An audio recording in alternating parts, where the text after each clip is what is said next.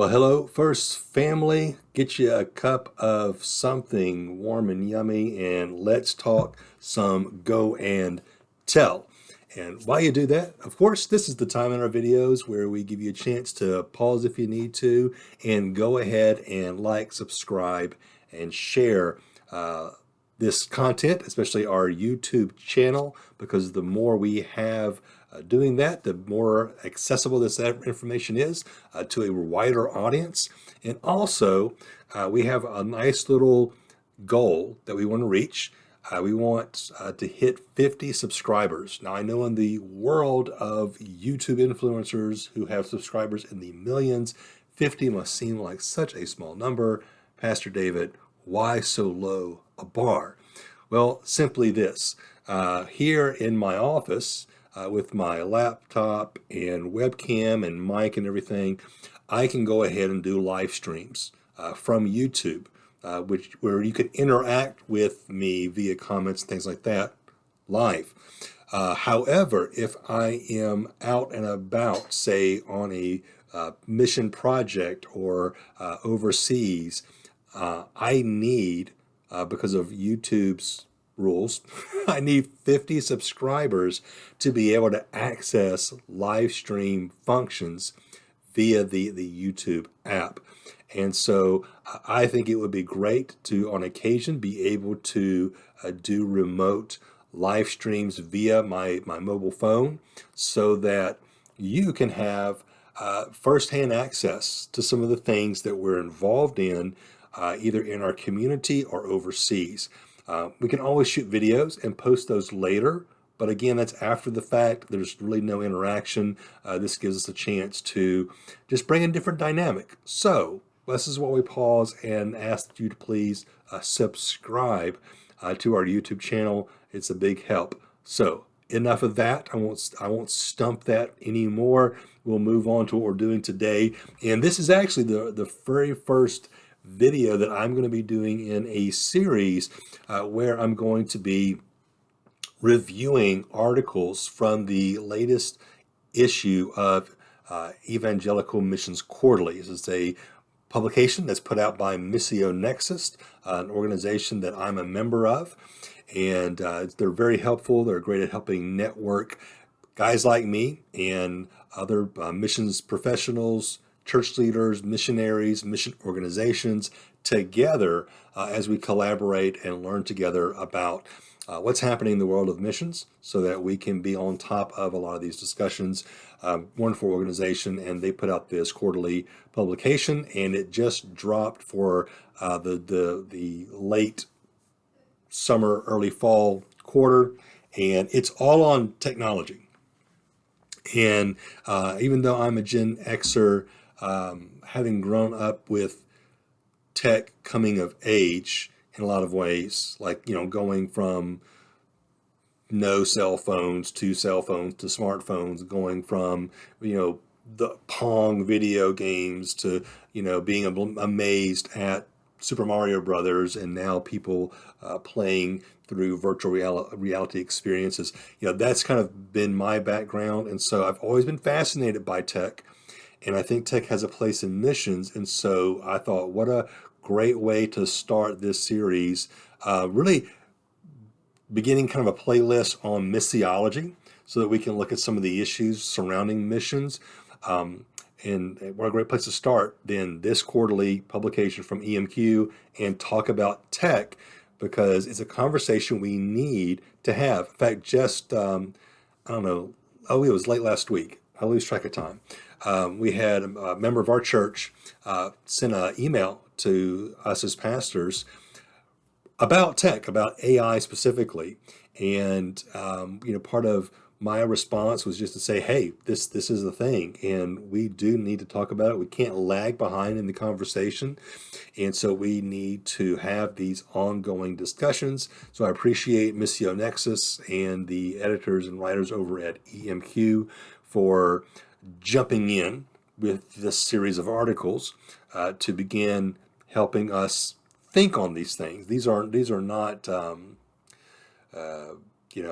campaigns to say that this tech is good, this tech is bad. You should be using this tech and not this tech.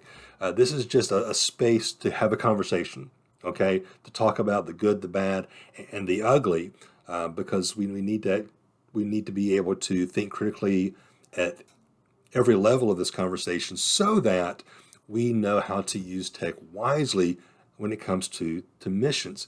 And so the first article that I'm going to be looking at is the very first one in EMQ this quarter, and that is Digital Strategies for Collaboration. It is by Andrew Feng and Nick Wu. They both work for a Christian tech company called Indigitus. That is a combination of indigenous and digital, Indigitus. And if you go to their website at indigitus.org, there's actually a video on their landing page to help you learn how to pronounce Indigitus, because it's a mouthful. But basically, this is a company that helps Christians leverage tech for the sake of the gospel. That's a very simple way to put it. And they have contributed their experience to this article. So let me kind of talk to you a little bit about what these guys are trying to do. Basically, this is an introductory type article.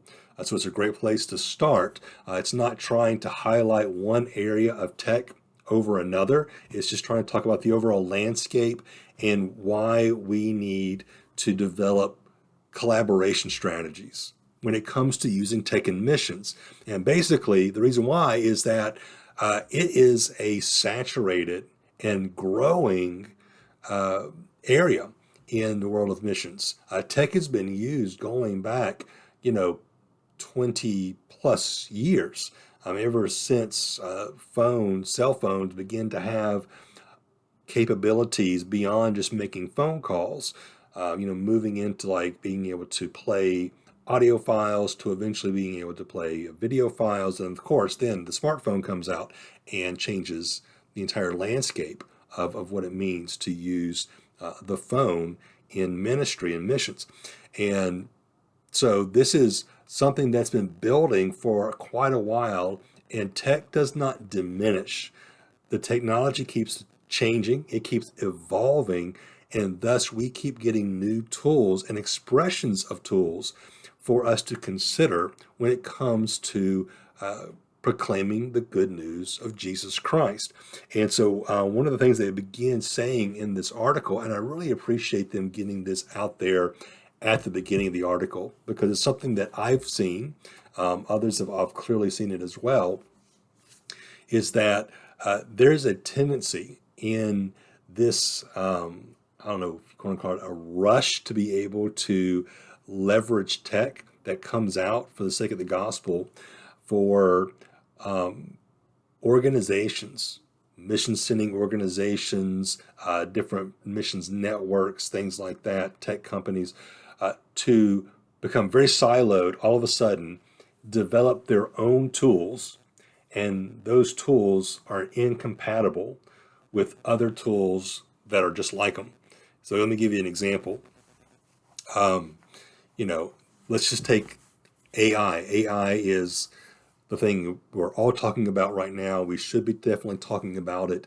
It does have some applications in missions, and it's already being used on the field, believe it or not. I'll get to that in just a minute. So let's just say that an organization like International Mission Board develops AI for gospel sharing, and it is unique to the International Mission Board. And then Pioneers, another great organization, they develop an AI tool for gospel sharing, but it's unique to them. And then Frontiers has their own AI tool, and none of them are compatible with one another. There's no cross-pollination. They don't work together at all. And so then you have the local church, which may benefit from a tool like that because they are engaging in these unreached places and among these unreached people. However, because they're not part of that particular organization, or because maybe they partner with multiple organizations, they run into compatibility issues really fast.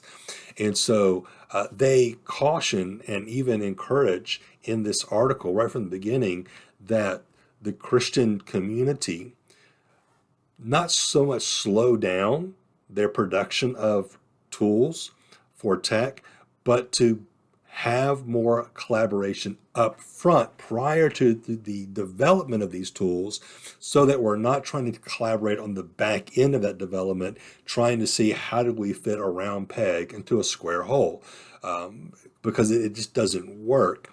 And so I really appreciate that. I think it's a great way to kind of open up that article with that. I totally agree. I think tech has a lot of wonderful applications on the mission field, but if it's locked up in very specific formats without compatibility across different uses and organizations and networks, then we're just reinventing the wheel, and we're not getting the maximum use out of tech for all the players that are involved, from small churches to medium to large churches, and to the other various organizations and networks that are out there engaging both in North America and overseas. So that's important. And they then go on to talk about just some digital realities in the world. Why are we talking about tech? Because some people do wonder, it's like, you know, why can't we just share the gospel the good old fashioned way? Just face to face, door to door, open our mouths and let the gospel come out there and see if the person wants to respond. And if so, praise God, we'll disciple them. And if not, we'll move on to the next person. Why do we need to get tech involved? Tech's not been part of the advancement of Christ's kingdom for well over like almost, 2 millennia here. Why do we need Johnny come lately advancements to continue the mission work? Well, the answer to that is that as tech has come available, the church has made use of it. There was a time when there was no printing press, and when Gutenberg basically formalized the movable printing press, that process, it revolutionized the mission work of the church, because it suddenly made printing Bibles, printing gospel tracts. Yes, there were gospel tracts all the way back then. It made it more cost effective and widely available, and the church embraced that. And as technology has changed, think of like radio, think of TV. I mean, where would a guy like Billy Graham be if he didn't embrace the technology of television? And so the church has a history of embracing technology. It doesn't need to water down or put aside the gospel. It needs to have the gospel front and center in these technologies, but it needs to find ways to use those for the good of the kingdom work and for the good of the gospel being shared. But there are certain realities that we need to take into consideration, and one of those is, while people are far more connected in the world today through media, through digital, than they ever have been, not everybody is. Okay, that the gap between those who are connected and who are not connected, that gap is shrinking pretty rapidly. But let's take a look at that at a snapshot. Where is that right now as of January of this year? And so basically what we're looking at is nearly 65% of the entire world's population is online. And that's significant. Okay, there are still some very remote places in our world. There are some places where there's still a lot of poverty. There's a lack of development, but yet 65% of the entire world is online. So we shouldn't think wrongly about the accessibility of the internet, either through smart devices or through computers. In the population around us, people are connected. And here's an interesting stat: 65% are connected online, but 68% have access to a mobile device or a smartphone. So there are more people who have a very capable digital device, like a third gen phone, with audio video capabilities, or a smartphone. then there are people who are actually connected online in some way. So some of those smartphones, they may not be able to afford the connectivity, or they may not have connectivity available in their area. And I can actually do a whole show on how they work around that, because I can speak from my own experience in West Africa, what that looks like. But, we lived in a place, very low development, lots of poverty, and smartphones and tablets everywhere. So I definitely get that stat. But we still have a lot of populations that are just unconnected. This shouldn't despair us from using tech. It's just, hey, where are we right now as we look at this? In North America alone, Canada, US, Mexico, there are 30.2 million people who are not connected to the internet. So even in our own backyard, there's still some gaps in how people are connected to the internet. Of course, you get in places where you have massive populations.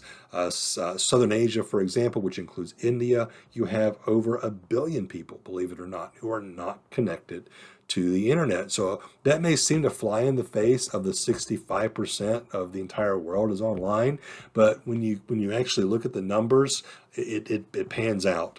But all this to say, what the authors are trying to do is just make it clear that yes, a lot of people are online, but not everyone is online. And some countries have higher percentages of people online than others, and I won't get into all of that. There are also differences when it comes to which social media platforms and which online platforms are the most popular. Now, I'll let you know, globally, when it comes to like social networks, Facebook dominates. It just does. It's a beast. Zuck's got it locked up. Except for places like Russia, which has their own social networking version, and China, which also has their own social networking version. You'll find that in countries that are more closed, they tend to keep more Western developed media networks, social media networks, out of their country. So Russia, China, North Korea, which has almost no internet connectivity whatsoever, you're just not going to see the things that we're familiar with, like Facebook, Instagram, YouTube, those kind of things, as prevalent in those countries, because they'll have typically their own versions of that. So people are very much connected. Well, how can we begin thinking about tech? And what the authors do is they begin breaking it down into the different categories, so that we can kind of talk about it a little bit easier, because it's incredibly nebulous. There's just so much out there, but there are some specific categories of tech that we can look at. And the first one is digital outreach and evangelism. Now, this has been a use of tech from day one. When mobile technology first hit the scene, finding a way to use it to share the gospel was advanced fairly quickly. Now, it did not catch on with everyone on the mission field. In fact, some people looked at that very suspiciously, like, hey, it's not face-to-face, it's not the door-to-door, it's not traditional. But it has been around for quite a while, and there are a lot of programs, applications, and methods for leveraging digital for outreach and evangelism. In fact, in the comments, I will put in the description of this video, I'm going to put some links that you're free to go check out if you want to know more. I'll put those in categories as we talk about them, so that you can see what is being done. And now, just to be very clear, I'm not endorsing any of these organizations. I've not thoroughly vetted, looked at all of them. Some of them I know very well and I feel great about. Some I also know, and there's certain things with their missiology that I don't fully agree with. But again, we shouldn't live in an echo chamber when it comes to being lifelong learners. So I'm going to throw those out there so that you can be familiar with some of these things, just as I've been exploring them as well. But digital evangelism, typically what you're going to see are people using phones, smartphones, other devices to begin a conversation. The idea that most people have with this is the funnel effect. You kind of get the gospel out to as many people as possible through the technology, and then through the follow-up process or some sort of callback mechanism, text a number, direct message someone, send an email, things like that, whatever it may be. It's designed to move people further down the funnel until they get to a face-to-face conversation with a real person. And so that's being used a lot. We are going to be seeing, I think, more AI used in this area. I'm not going to get too deep into that. We will get lost in the woods real quick if I do, but there are some things that are being thought about as it relates to AI when it comes to gospel proclamation. Another area that they touch on is prayer. This is something that I think is probably the most accessible to all people. Because prayer is one of those things that is very easy for us to do. So a lot of organizations are already leveraging digital to mobilize more people to pray. In fact, on my phone, I have a couple of apps that help me and my family to pray. I use the International Mission Board app to be able to pray for the unreached daily. I use Bless Every Home to pray for my neighbors daily. So there's a number of things that tech can be used for when it comes to prayer. Now, let me go ahead and just jump into artificial intelligence because that's where the article goes next. Again, we're not going to do a deep dive on AI, but I will say this, the genie is out of the bottle. And so we need to avoid getting into doom scrolling on AI. I know that's where some folks tend to go. They liken it to the Terminator movies. The robots are going to get us all in the end. Obviously, there are some significant moral and ethical questions that need to be addressed when it comes to AI, but the genie's out, and the genie's not going back in the bottle. AI is here to stay, and it's being used on the mission field. And so we need to be able to talk about that and consider how that is and other ways AI might be used. Now, one of the areas where AI is being used right now, excuse me, that the authors point out is in the area of Bible translation. And I think that's exciting. I am not a Bible translator. I never have aspired to that level of intense language learning and translation, but I do know people from these organizations, and I've seen them at work on the field. It's hard, grueling, time-consuming work to go into a region, to work with a people where there is no Bible, perhaps no literature whatsoever, maybe not even a written language, and to work towards a translation of the Bible. It can take years. It often takes years.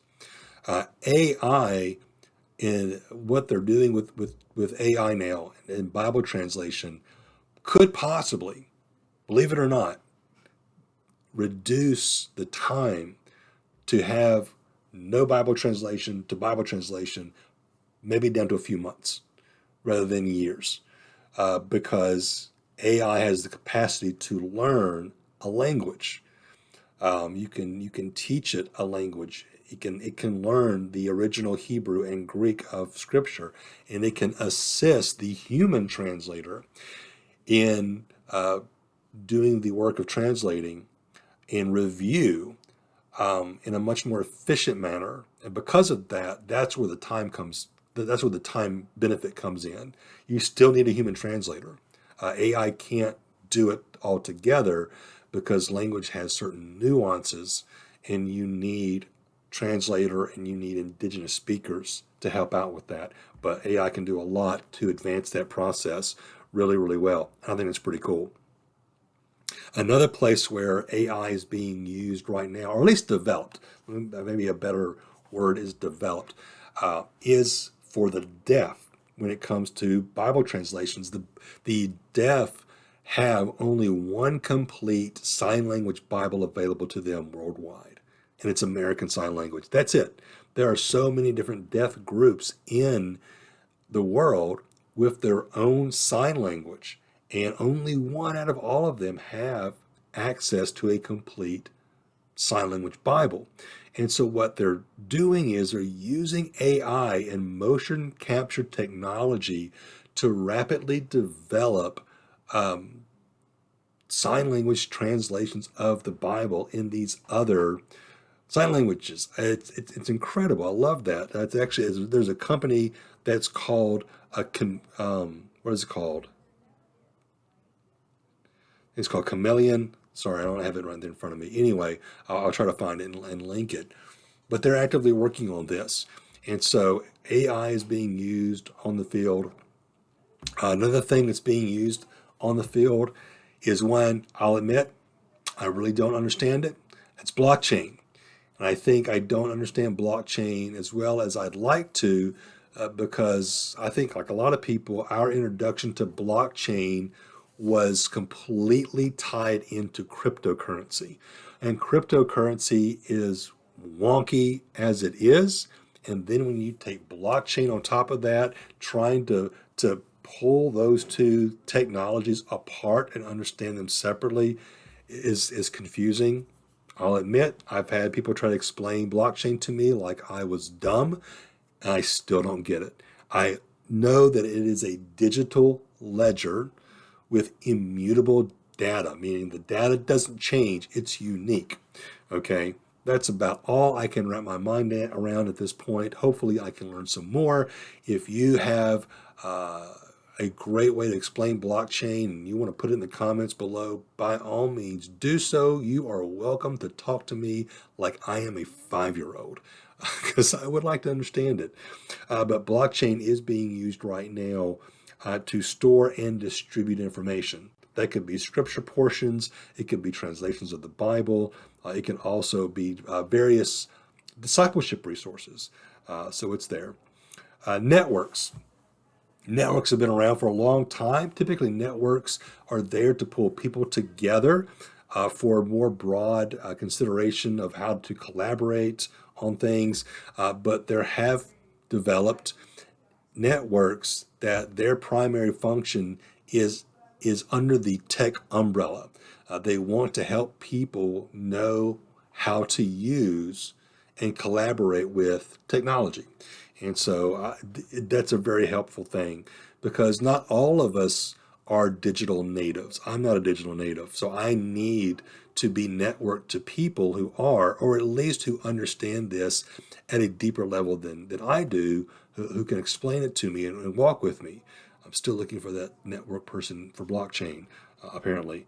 But there are a number of those that are out there doing a great job with that.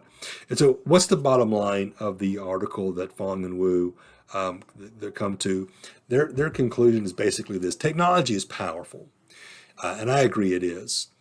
And technology is here, and it does have a place to play in the global work of the church to make disciples of all nations. However, because it is such a big, saturated, kind of chaotic jumble of stuff, more collaboration is needed. And we need to put forth, as local churches, as mission sending organizations, as mission networks and things like that, strategies to help us collaborate, both on how to develop tech and also how to collaborate and use that tech on the mission field to make disciples of Jesus Christ. And so I thought it was a good, solid article. They're not really trying to explore any kind of topics that are controversy or over anyone's head. They're basically saying, like, look, you can't ignore tech. It's here. It has amazing benefits when used well. It can be leveraged to bring people to Christ, to disciple them in their faith, and also to turn them loose to make other disciples. But we've got to start talking more together about tech. We need to stop getting in our little corners with our tribe and developing tech and talking about tech without involving greater like-minded believers in that conversation. Because I agree, there's so much redundant tech out there right now. It's hard to make heads or tails of it, and collaboration will help to reduce that and make that a lot clearer for local churches and for mission sending organizations who are engaged in the work of the church. And so, good article. Look forward to the next article. Let me just going to go ahead and tell you what that's going to be about so that you can prepare. It's called Technology is Multiplying Prayer for All Nations. Feng and Wu mentioned prayer in their article. This dives down a lot deeper into prayer. It is contributed to by 5 different authors. And so we're going to look at, in the next article, how tech is opening up the possibility for believers to engage in prayer 24/7, 365 for not just their local context, but for all the nations. And it's something that we want to leverage as a local church so that we are faithfully praying, because prayer is a foundation for all that we do in missions. So there you go. I can't wait to read this next article and get on here and talk to you about it. Thanks for hanging with me for a little bit of a longer video as we've broken this down. Again, don't forget to like and subscribe and share and comment if you would like to do so on this video. To subscribe to our channel to help us get that 50 subscriber mark so we can go and tell YouTube on the road.